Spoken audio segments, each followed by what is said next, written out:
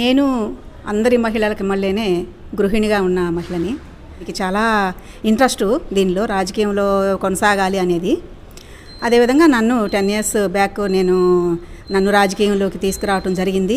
నేను పాపాయిపాలెం గ్రామం నుంచి ఎంపీటీసీగా పోటీ చేసి నేను గెలిచి ఎంపీటీసీగా చేస్తున్నాను పాపాయిపాలెం గ్రామానికి.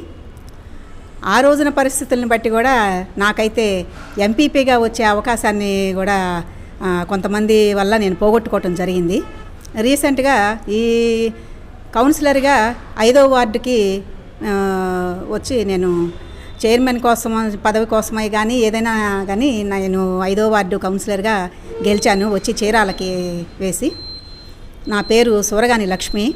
మా వారు బిజినెస్ ఫీల్డ్లో ఉంటారు. సరే ఏదైనా సరే ప్రజలకి చేయాలి, దగ్గరగా వెళ్ళాలి అంటే రాజకీయంలో అయితే బాగా ఉంటుంది అనే ఉద్దేశంతో పెద్ద అధికారులతోటి చెప్పి పనులని చేయించడం కానీ ప్రజలకి దగ్గర అవ్వడం కానీ బాగుంటుంది అనే ఉద్దేశంతో నేను రాజకీయంలోకి రావడం జరిగిందనమాట. మేము మొదటి నుంచి టీడీపీ గవర్నమెంట్కి సపోర్ట్గా ఉండిద్ది అనే ఉద్దేశంతో బలరాం గారికి సపోర్ట్ ఇవ్వటం జరిగిన తర్వాత బలరాం గారు గెలిచారు.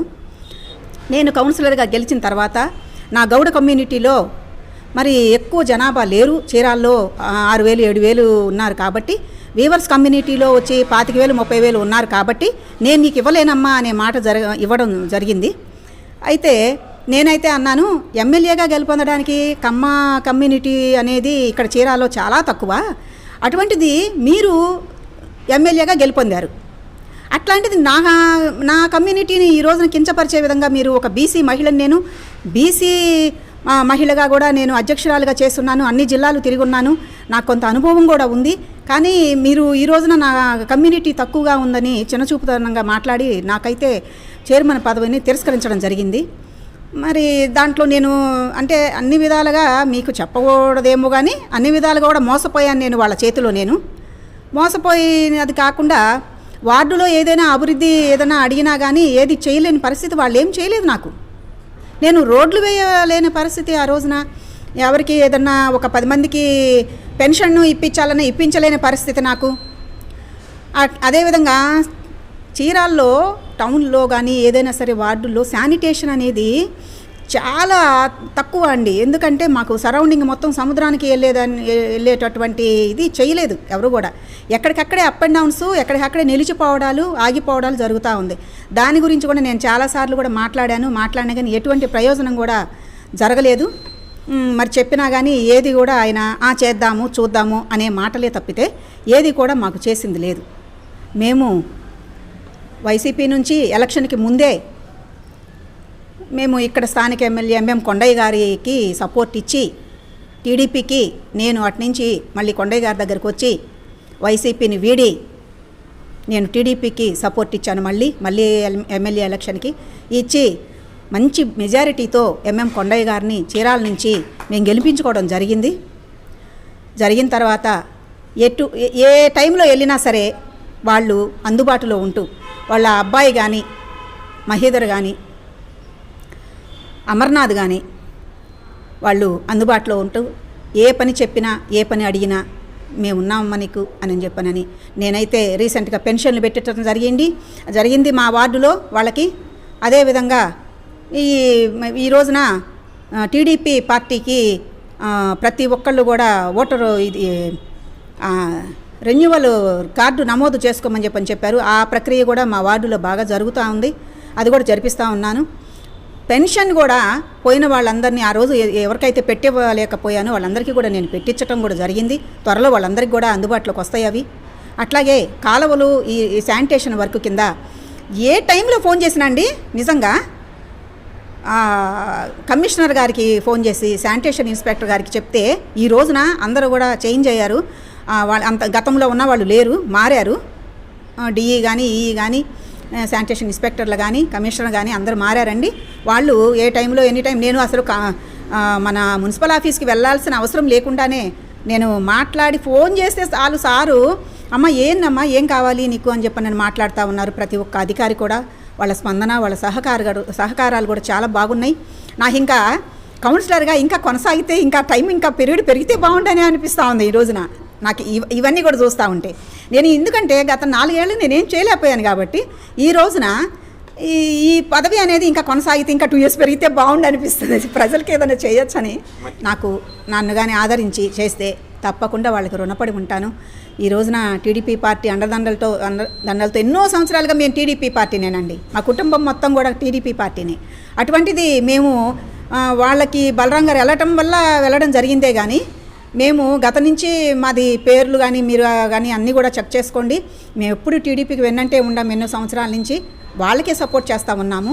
ఈ రోజున మరి టీడీపీ పార్టీలో చంద్రబాబు నాయుడు గారు రావటం అనేది నాకు చాలా సంతోషంగా ఉంది. అసలు నిజంగా రాజకీయంలో ఉన్నందుకు ఈ 4 ఏళ్ల బాధ అనేది సార్ ఈ సంవత్సరం నాకు చాలా సంతోషంగా ఉంది. రాజకీయంలో ఎంఎం కొండయ్య గారు కూడా ఏ రోజు ఎప్పుడు ఫోన్ చేసినా ఎనీ టైం ఆయన కూడా ఏం కావాలమ్మా నీకు చెప్పు అని చెప్పానని చాలా చక్కగా మాట్లాడతారు. చాలా మంచిగా పనులు ఏదైనా ఉంటే చెప్పమ్మా, నీకు ఎటువంటి అభ్యంతరం లేదు, మీకు మనం చేసుకుందాము, కలిసి నడుద్దాము అనే సపోర్ట్ అనేది బాగా ఇస్తారు నాకు. అట్లానే వార్డులో కూడా అన్ని పనులు చేయొచ్చు అని చెప్పని నేను అనుకుంటున్నాను. పోయినసారి ఉన్న దాంట్లో అయితే 4 years నేను ట్యూబ్ లైట్లు అయినా పోయినాయి కానీ లైట్లు కూడా ఇచ్చేవాళ్ళు కదండి. లైట్లు స్తంభాలకు లైట్లు పోయినాయంటే బజార్లో గుంతలమయం, రోడ్లన్నీ కూడా వార్డుల్లో రోడ్లన్నీ గుంతలమయం. సరేలే ఏదైనా కాంట్రాక్ట్ తీసుకుందాము, కాంట్రాక్ట్ బేసిక్ మీద ఏదైనా పని చేస్తే ప్రజలకి ఉపయోగపడిద్ది అంటే ఆ కాంట్రాక్ట్ బిల్లులు రాలేదండి. బిల్లులు రాక కాంట్రాక్ట్ వేయాలంటే భయం వేసే పరిస్థితి మీరు గమనించండి. నేను చెప్పడం అని కాదు, నా చిన్నపాటి రాజకీయ అనుభవంలోనే నేను కొన్ని చెప్పగలుగుతున్నాను, అన్నీ చెప్పలేకపోవచ్చు. అవును, ముందుకు వచ్చేవాళ్ళు కదా, కాంట్రాక్టర్లు అంతా కూడా వెనకడుగు వేస్తున్నారు. మాకు బిల్లులు అవ్వట్లేదమ్మా, మేమేం చేయము అని అనే మాట. అదేవిధంగా నేనేదైనా ముందుకెళ్ళి చేద్దామా అంటే నాకు చైర్మన్ ఇస్తామని చెప్పనని నన్ను మోసగించి నాకు మొండి చేయి చూపించారండి. అది నేను చెప్పుకునేది కాదండి మీకు అందరికీ కూడా. అందుకని నేను కాంట్రాక్ట్లు అయితే మాత్రం ఏమీ చేయలేదు. కాంట్రాక్టర్స్ని అయితే సంప్రదించడం జరిగింది, వాళ్ళని అడిగితే లేదమ్మా బిల్లులు అవ్వట్లేదు కాబట్టి మేము చేయలేమన్నారు.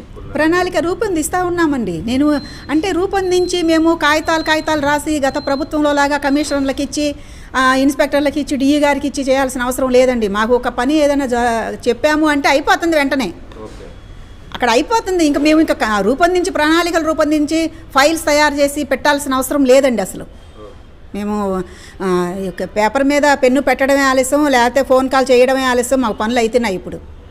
అందుకని నేను అంటున్నాను, రాజకీయంలో ఇంకా 2 సంవత్సరాలు ఉంటే బాగుండు అనేది ఇది కలుగుతుంది, అని ఆశ కలుగుతుంది. వార్డులో కొంత ఉంది, ఎందుకంటే నాది కూడా కొంచెం రైల్వే గేటు దగ్గరికి కొంచెం ఆనుకొని స్లమ్ ఏరియాస్ ఉంది నా వార్డులో. అవన్నీ కూడా నేను ఫైండ్ అవుట్ చేశాను. రోడ్లు కానీ ఇప్పుడు మంచినీళ్ళు కొంతమందికి ఇబ్బందిగా ఉంది, మంచినీళ్ళు సౌకర్యం కానీ కరెంటు పోల్స్ కొన్ని వేయాల్సిన పరిస్థితి ఉంది. కరెంటు డిఈ గారు కూడా మంచిగా చేస్తూ ఉన్నారు. కొన్ని వేశారు కూడానండి. ఇప్పుడు అసలు నేను ఈ చంద్రబాబు నాయుడు గారు గెలవడమే ఆలస్యం, ఇంకా అప్పటి నుంచి మా ఎంఎం కొండయ్య గారు చెప్పినప్పుడు వేయించారండి, రీసెంట్గా వేయించారు.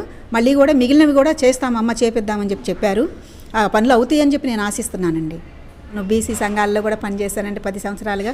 అన్ని జిల్లాలు కూడా నేను చూశాను. అనంతపురం, రాజమండ్రి, కడప, కర్నూలు, మంగళగిరి ఇవన్నీ కూడా నేను తిరిగి ఉన్నానండి.